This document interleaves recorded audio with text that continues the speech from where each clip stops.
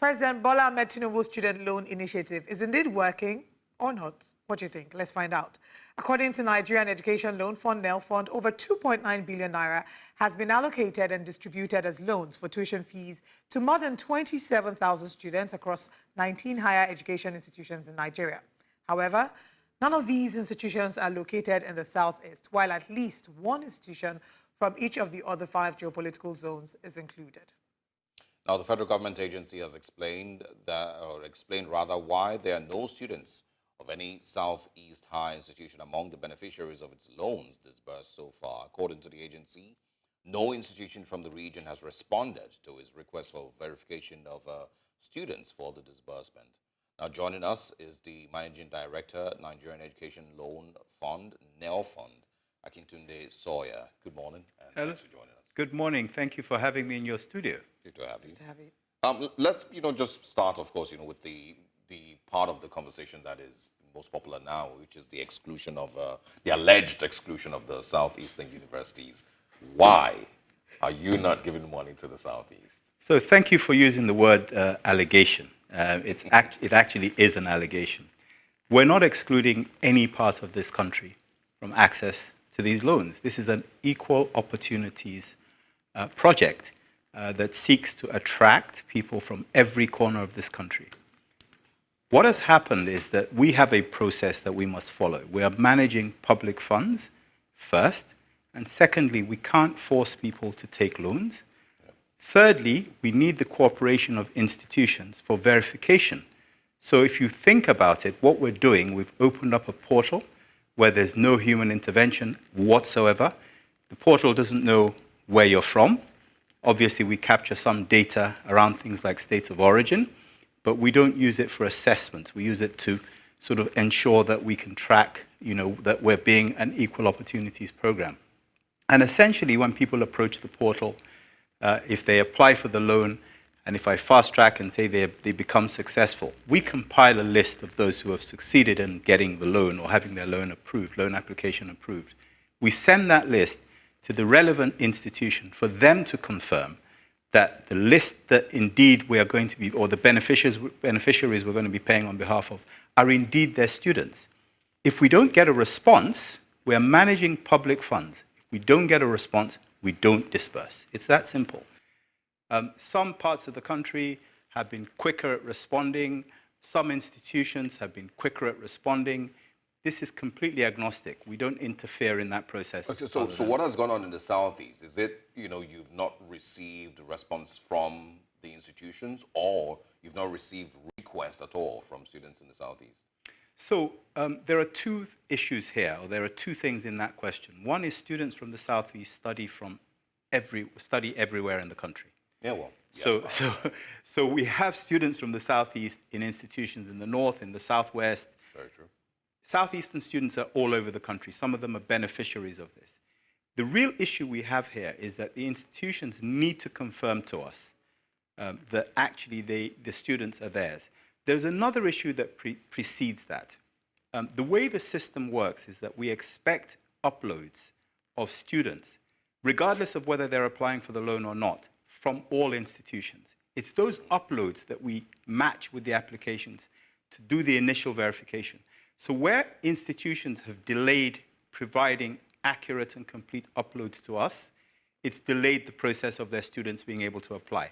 That's part of the issue. The second part is when they do apply and we send the information across to the institution's authorities to say, verify this list. Yeah. If they don't respond in time, then obviously we're not going to hold up other applications or other disbursements because some institutions haven't applied in time.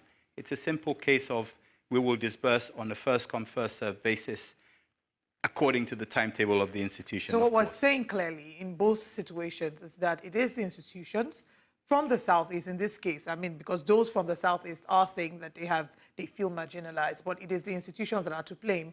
And if any institution cries foul, it's because they haven't stuck to the expectation, the procedure, the guideline laid down by NELFUND. That's what we're saying now. Pretty much. Look, okay. The institutions are not crying foul. There are other people who are crying foul. And of course, if you look at it very carefully, the students themselves aren't crying foul. Okay? It's certain pockets of people saying, look, we're not seeing the names of institutions from the Southeast. And they're correct. We've actually had some come through already since this whole brouhaha started. We've had some institutions verify and confirm. But up to the point where we released the last list, we hadn't. I would shy away from using the word blame because, I don't know the circumstances of these institutions. I don't know what manpower resources they have. I don't know what they're going through in terms of their experience and their processes within their institutions. So I wouldn't go for the word blame. I would just say that some institutions are more proactive than others. And the whole idea of this is to make sure that these funds get to every student, every youth that needs it. This is not a politicized exercise. We're not going to politicize this. The youth of this country need this money. They need this help. That's all we're interested in at NELFUND. Right. And basically, we can't force loans on people. The Southeastern students are applying for these loans, and they will get these loans if they're qualified and eligible. I'm saying that we're having a bit of a challenge now, hopefully, with all the awareness that has been raised on social media and via this interview. We'll see more Southeast universities or Southeastern universities doing what they need to do to ensure that the students, are not cut out from this opportunity. But is there a way that we can maybe in the foreseeable future hold universities accountable? Because these students have a right to access these opportunities. Because if we keep saying that they're not doing what they're meant to do, and there's no guarantee that in the next month or two, yes, you said some have started to respond. But if I'm in a university, because we've seen students who have sent applications or sent screenshots of them being quote unquote verified, but their university, like you're saying now, hasn't done what they need to do. So is there a way, or is there something to look at in the foreseeable future, how we can hold universities accountable? Sure. So look, one of the beautiful things about this scheme is that quite a lot of power has been put in the hands of the youth, in the hands of the student, in the hands of the applicants, because it is when they apply that money flows. And unfortunately, it doesn't flow to them if the universities or the institutions, because this is beyond universities, don't play ball. The truth about it is that over time, students, youth, applicants are going to start to realize that actually the buck stops with their institutions as far as providing the relevant information is concerned. The power actually is in their hands. The other thing I should say is that you're absolutely right. There is a way of holding institutions accountable, other than with the students holding their own institutions accountable. The other way is to work through the regulatory bodies. We're not a regulatory body. We can't tell institutions how to behave, when to behave, or what to do. There are regulatory bodies that put in place by government who can regulate this. Fortunately, some of those regulatory bodies are on our board, and we're going to be speaking to them about institutions that are not giving these students the opportunity to receive the benefit that President Bola Ahmed Tinubu has provided and put on the table for them. Yeah. Some other thing, I think we're going to use the opportunity to really just speak on some of the biggest parts of the conversation, the Southeast and the allegations about it, of course, we started with that one. But another thing that we saw was the numbers for the University of Maiduguri, and people pointed out, that's staggering, more than 500 million naira being disbursed to the University of Maiduguri compared to the other universities. So have you been able to, I saw an interview that you did on, another platform where you weren't really sure what had happened, that the North had gotten more requests than other parts. So have you been able to figure that out? Why there seems to be more requests from Northern Nigerian universities or students in those universities than from other parts of the country?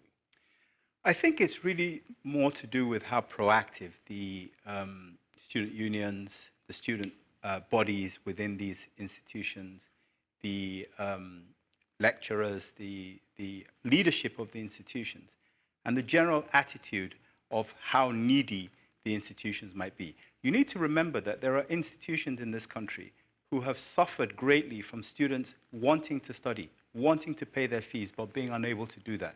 Some institutions have realized, they've cottoned on to the fact that there's a new player on the scene. And the institutions, recognizing that every student that applies for a loan, because it's going to be paid in full and on time, it's in the best interest of the university to help their students who are interested in applying for the loan to apply for it. Others have been a little bit slower in recognizing that this is actually a way of flowing funds, reliable funds, or flowing funds reliably to their institutions. So, it actually rests in the hands of those who run the institutions. Speaking specifically to the institutions in the North, some of them, seem to have worked out that actually their students struggle to pay. So they've locked into this program very early on and organized themselves to be able to apply. We need that to happen in the Southwest. We need it to happen in the South-South. We need it to happen in the Southeast. It's essentially just taking ownership and saying, here are funds, the students are going to apply, let's help them do it. And some of these institutions and their union bodies have been able to help them, help their students do this. It's ultimately to the benefit, not just of the student, but of the institution itself, because they get paid regularly, on time, and in full. All right. There was also a bit of controversy regarding the postponements that had happened before the, the scheme was launched. I think it was sometime in March. There was the initial postponement. There were those who interpreted, there was the interpretation of it being indefinite because, in an interview that you granted, there wasn't a set date for the resumption of the scheme. On the 14th of June as well, there was another announcement for the postponement for about, I think, 14 days. So can you share with us why these postponements occurred? And is there maybe some sense to why a number of Nigerians felt some type of way? Like there was a measure of distrust as to when they kept hearing it was being postponed. It just felt like, oh, it's business as usual. Is there a measure of sense to that? Can you maybe tell why Nigerians feel that sense of distrust, started to feel some level of distrust when they heard of the postponement? I think I can. But let me start with the postponements that you talked about. This scheme was originally introduced and signed into law on the 12th of June 2023. There was quite a lot of criticism about the nature of that particular law. So it required people to have a guarantor. It required people to be earning less than a certain amount of money as a family per year. It just had all these sort of what I would call unintended booby traps that would make it difficult for people to apply. The president, in his wisdom, recognized this, and he pushed the bill forward back to the House for a repeal of that particular law and reenactment of a new law, which he then signed into law on the 3rd of April. Now, our job is to really receive applications and responsibly disburse funds to those who successfully apply. We spent quite a lot of time just looking at the process, looking at the technology, looking at the way in which this was going to work, because the first objective for us is to ensure that the funds get to the right people, the right students, in the right, doing the right things to get the application going for them. So the postponements that you saw were us just carrying out meticulous due diligence to ensure that the scheme is not defrauded or, used in a way that could disadvantage the state, i.e. the state of Nigeria. And we just made sure that we ticked all the boxes. Now, going back to the latter half of your question around mistrust, of course there's mistrust. We've had 60 years, nearly 7 decades of promises made by various administrations for various things to happen. Some of those things have been put in place, but the implementation has been poor. So, of course, many Nigerians, particularly young Nigerians, who this scheme is for, feel that they've been promised and they've had their hearts broken so many times. What we're trying to do here is make sure that that doesn't happen this time. And with God's help, we will. We're just trying to ensure that this gets done right. And the mistrust is normal. It's natural in the sort of environment that we're in because, as I said, people have been let down so many times in so many different ways. All right. Can you give us a picture of what your figures are like? Nigerians and higher institutions that you hope that the fund will be able to cover? What are the current average figures of these students, and how much does NELFUND currently have in its bank for them? Okay, so as of this morning, we have had about 218,000 applications, successful applications that have come through to us.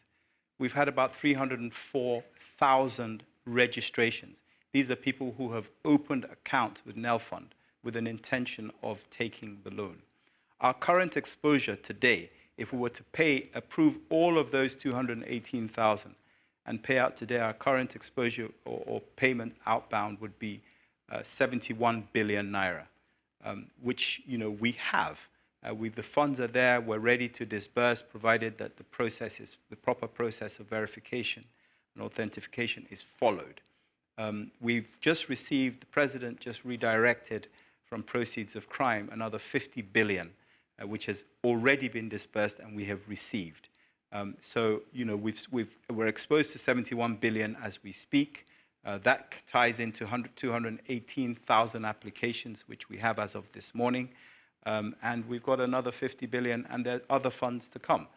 We want to be judicious about how we spend the funds. We want to try to make sure that everybody has the opportunity to apply for their share of this based on the criteria that we have provided. Yeah, but I mean, do you have a picture of what the size is for almost every Nigerian student in all, you know, the higher institutions in the country? Okay, when you say what the size is, what do you mean? Like, are we talking about 2 million students, 5 million? Because now we have around 300,000 that you've mentioned now that have applied. Okay. So we believe that there are somewhere between 1.2 and 2 million, 1.2 million and 2 million potential applicants. Remember that there are people who are looking at this scheme now. So today we have about 1.2 million who are automatically eligible if their credentials check out. But there are people looking at this scheme and making decisions about going back to do tertiary education. Yeah. We think about 2 million people, 2.5 million people, thereabouts, will join the tertiary institution space over the next year, 18 months or so. It could be longer than that. Depends on the capacity of the institutions, of course. Remember, we're also doing a vocational skills part to this. So again, the president asked that, look, it can't just be for the academics, that we've got to be able to provide those who have hand skills, you know, other types of creative skills that can lend or add to the economy to be able to join in this. So I'd like us to highlight on that a little more, because I think that with the tertiary education one, we have a sense of how the university or the tertiary institutions as well as the applicants can work together, but we don't have a clear picture as to how those who want to benefit from the vocational skills opportunities, you know, can apply and how they can be a part of this. Sure. So currently, you know, that is uncharted waters for many. So if I just go back to the current scheme that we're running, you need JAM, you need matric number, you need BVN, you need NIN. The people that we're talking about, on the whole, not in their entirety, on the whole, who are on the vocational side of this, are largely undocumented. So we have a lot of people who are not captured in this country in the financial inclusion space, for example, who may have a NIN but not a BVN, who may have, you know, who certainly don't have JAM in most cases. So that area is going to require us to do quite a lot of work, and we've already started that work of being able to verify. Remember, this is a loan, and a loan has to be repaid at some point, and we need to be able to track the people that we're giving these loans to. So you're right to highlight it. There's a lot of groundwork that we're going to do. We're not going to be bullied or pushed into doing this just because people are in a hurry. We want to make sure that we protect public funds and that public funds are returned to the public or for the next set of people who want to come and join. But essentially, our issue is going to be around verification in that space, and then, of course, you know, how we ensure that the centers that people are going to receive training in are adequate, are adequately equipped, are prepared. So there's a lot of conversation. There are far more stakeholders. It's a far more disorganized space. But we have the task of trying to organize it, and we believe that we will. We're working very hard in that direction. The task that you have, does it also include retrieving your funds, you know, from these people after they're done schooling? And do you have those worries? Because I know that, you know, in the past we've had stories of people who got agricultural funding or, you know, one loan or the other from the federal government and never paid back. You know, the government was running into billions of naira, you know, that didn't come back to it, you know, that people took as loans. So do you have those worries as well, that people are going to take 200,000, 250,000, you know, in student loans and disappear? I personally don't have those worries, and the reason is very simple. The funds for these beneficiaries are paid direct to the institutions. Yeah. NELFUND is a government institution. The institutions themselves are government-owned. My main concern is to ensure that the funds that the institutions receive are used for the benefit of the students, primarily to ensure that they have unfettered access to classes, tutorials, seminars, anything that provides them with the learning opportunity they've come there for. That's an area that we need to ensure happens for the students. So that's one half of it. The other half is the stipend, which we pay directly to the students so that they have a monthly upkeep. Now, the way the scheme is set up is that they don't need to repay any amount of this loan. They're not obliged until 2 years after National Youth Service Corps. Now, the issue there is that if they don't have a job at any point after that 2 years, they are not obliged to pay. However, when they get a job, the employer is obliged to remit a certain amount of money, 10% of their salary effectively, to the fund. We're going to monitor this very closely. We'll have a register of loanees, and the employers will be obliged to check against their NIN, who has a loan and who hasn't. And we'll what if they decide to leave the country? Because that's a trend we're seeing these days with young people deciding that they want to chart a new career path outside the country. Yeah, it's interesting because, there are a couple of issues there.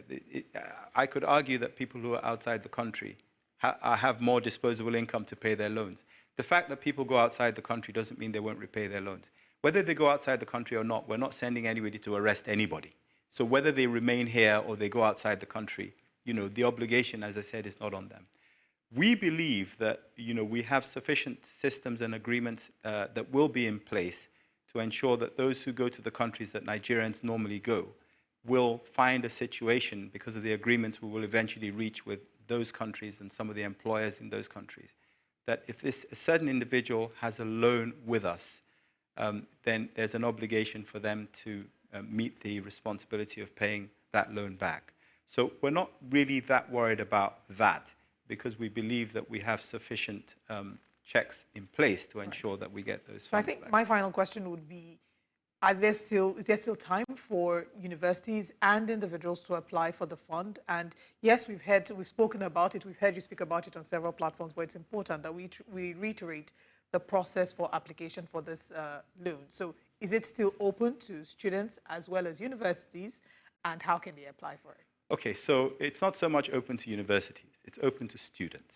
So the universities that need to come for the verification. Okay, all right. So let me so students make the application, okay? So just to run through the process, students approach nelf.gov.ng. When they get to that site, there are a number of things that they need to confirm. One, that they're Nigerian. 2, they have a BVN. 3, they have a matric number. 4, they have a JAMB number. That kind of allows them to go through the process. And at the other end, if we have the data from the institution, so just to reiterate, it's not just universities, colleges of education and polytechnics at the tertiary level. Once that handshake is made between the information they provide us with and the information that the institutions hopefully have uploaded complete and accurate, then we can actually say, yes, you can, we verify that, your loan is being looked at until we get to approval. The site is still open. We're not closing that site because we believe that many more people want to apply for this loan, and we have the funds. So it's still open for them to apply. The institutions, as you just pointed out, their role is not so much in the application, it's in the verification of the list that we send to them to say, are these people bona fide members, bona fide people who are in your institution, because we're about to pay money to you on their behalf, and we're about to pay money to them for their upkeep. So they just, that's completely open. We're sending messages, emails, documentation, verification documentation to institutions, tertiary institutions, almost daily, asking them to verify. We're entirely dependent on them as to when they respond. Yeah. Tell us a little bit more about the upkeep money. You're speaking about monthly upkeep? Yes. So what we're doing is we're giving students, applicants who are successful in applying for this loan a monthly upkeep of 20,000 naira a month. Remember, we've taken the fees off the table. The institutional fees are off the table. And then we're giving them 20,000 naira a month for the year whilst they're in school, whilst they're in the institution, because the upkeep is tied to schooling, it's tied to studies, it's tied to their time in the institution. And we break it up into monthly pieces so that it doesn't become capital. So about 240,000 a year per That's student? It. Yes, 240,000 a year per student. So about R1 million for a 4-year course? Precisely. But again, that's what we would estimate it to be today. Next year, we may review that figure. Yeah. And does this money come monthly, or it comes, in bulk? It comes monthly. And for good reason. We want the students to be able. It's not that you can't trust people to manage funds themselves, but we want to make sure that they're interested in their studies and they continue to attend classes. We want to be a responsible lender. We don't want to just put money in the hands of people and say, come and pay us back. We want to do it in a way that's structured, that makes sense for them, that makes sense for the institution, that makes sense for the nation. That's what the president wants. That's all right. I know I had said I had my last question was the last, but permit me to add another last. Do you feel a bit of pressure being the first, to handle this portfolio? It's a novel, it's a new introduction to Nigeria. So Nigerian students are excited about this. And right now it does seem like this administration has faced a lot of hiccup ever since it came to office, but this seems to be like a bright light. So do you feel a lot of pressure being able to, execute your duties and responsibilities, as well as meet the expectations of Nigerian students? Yeah, I think it wouldn't be worth me being here if I'm not under pressure. Okay, we are in a situation in this country that whether you're the first, the second, or the third person to occupy a seat, we're so far behind in so many areas in this country that, as a leader, you have to feel the pressure. You have to be under pressure. Comfort and excellence cannot coexist. If you're comfortable, you cannot find excellence. You can't seek excellence. We have to continuously even if we're not being put under pressure, we have to put ourselves under pressure to get the best out of ourselves. That's the way the world works. You can't rest on your laurels and say, hey, look, I'm good, got everything I want now, I don't need to do anything else. Otherwise, one will be like a frog that's swimming in a boiling pot. You'll eventually get boiled. We have to continue to put ourselves under pressure. One thing I don't feel is stressed. I do not feel stressed. I feel under pressure, and I like the pressure. All right. If you're going to make any adjustments quickly in 30 seconds, if you were going to make any adjustments to the whole process, what adjustments would you make? Because you already mentioned that you maybe have a review and up the upkeep money from 20,000 naira to maybe something higher. But are there any other ways that you've seen that you maybe need to tweak here and there to make the process more successful? Not at this stage. I think the process we have is very good. We've got a lot of political will behind us that's making this, making this work well. You can't tell necessarily what's round the corner with anything. Maybe the only adjustment I'd make is to have a mirror that lets me know what's about to happen next. I don't know. Yeah. But as of today, we think we have an imperfect system. However, we're working hard to perfect it. And we also recognize that it will never be perfect because we're in a dynamic environment where things are changing all the time. I can't think of anything at this stage. However, this is a public forum, and I'd be very happy to take ideas and on what we can do. Feedback from the students as well. Would you like if NELFUND also had a section where where people could fund or get funds for research? We have other agencies in this country that are focused on research. I think part of the thing we've got to try not to do is to take on everything. Yeah. Okay? My job and our work at NELFUND is to provide people with the financial means to be able to get a better education and become the best that they can be. Research, I guess, is probably part of a degree course. There might be research in there, so when we've paid the institutional fees, there may be some component of research, but I don't think we should be troubling ourselves with trying to do research when there are other agencies and other areas of government. What I will tell you, though, is that we're very, very keen to ensure that when people get this loan, they can pay back. And the only way we can help them pay back is to help them find jobs. So we're very, very focused on finding ways of providing job opportunities for people who take these loans. All right. And we'll be making some Akintunde Sawyer, the first Managing Director of the Nigerian Education Loan Fund. Thank you so much for joining us and for shedding some light on some of the controversies and giving us clarity as to what this loan is about. We look forward to having you again. Thank you for having me on your show. It's brilliant. And as I said earlier, I love your studio. Thank you. Thank you very much.